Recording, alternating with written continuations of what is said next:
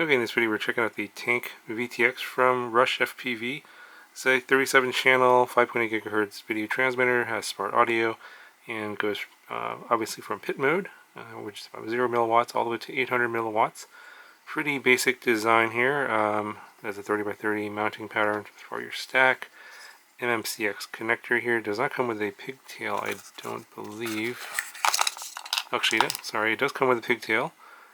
And it's an SMA pigtail, and it does come with a wiring loom for the connector there, or you could use the solder points on the bottom. So you have a voltage in, ground, smart audio, 5 volts ground, and video, and that's the connector there. Nice RF shielding here. We'll talk about that this in a little bit here.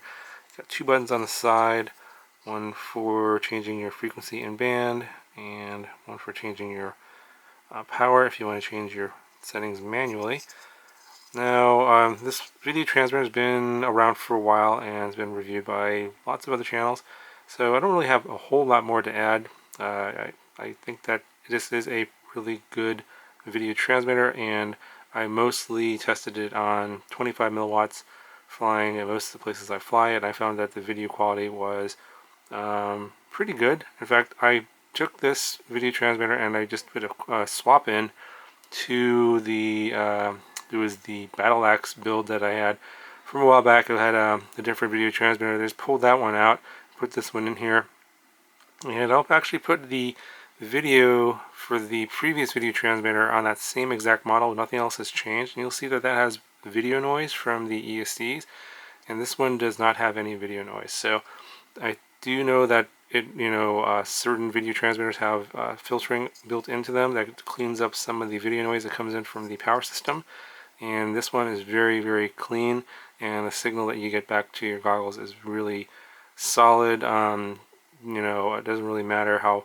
as long as you're not too far away on 25 milliwatts, it's a really solid signal. So I know that a lot of racers like this video transmitter. I think that's because it's got a nice clean signal on 25 milliwatts. Now, I know that there's going to be people asking me to test this with the RF power meter, and yeah, I'm not going to be doing any of those tests anymore because of all the controversy surrounding this power meter and sort of the inconsistent results that you can get. And there was a video that Bardwell did a few weeks back. I guess there was some sort of controversy with the TBS product he was testing, and it turns out that the inconsistencies and variability in results might have to do with these pigtails and whether they degrade or not, and the quality of those pigtails, and not necessarily the meter itself, but this connector here that connects the meter to the video transmitter. These things seem to be the culprits. So without a consistent pigtail and having that pigtail being exactly the same every time, these results aren't really that reliable. So you're not going to be seeing any more RF meter results on my channel, unfortunately, based on the findings on Bardwell's channel on this meter. And yeah, I don't think you're going to see that on anyone else's channel either. There might be a few holdouts, but yeah, for me, I never found that the results for these were all that consistent. I always found the results kind of, I kept scratching my head at the end of the results, wondering, is this really true or not? I just really couldn't tell, and I think that's because of the pigtail. So anyway, that's a off topic here.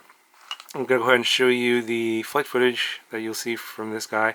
And actually I'll show you one flight where it's kind of in an open area, and then I'll kind of show you in one flight where I flew kind of further away. And actually this is a field that I forgot that there's a cell phone tower down at the end of where I'm flying, and actually I think that was probably about 350 meters away on 25 milliwatts, and my XM Plus receiver fail-safed on me. But the video was perfectly clear on 25 milliwatts, so you'll see that at the very end. And yeah, so I can definitely recommend this video transmitter. It works great, and I love the clean video signal that comes out. This is very clean compared to a lot of the cheaper models out there. Anyway guys, I hope you find the video helpful. Let me know if you have any questions, and I'll talk to you guys in the next video.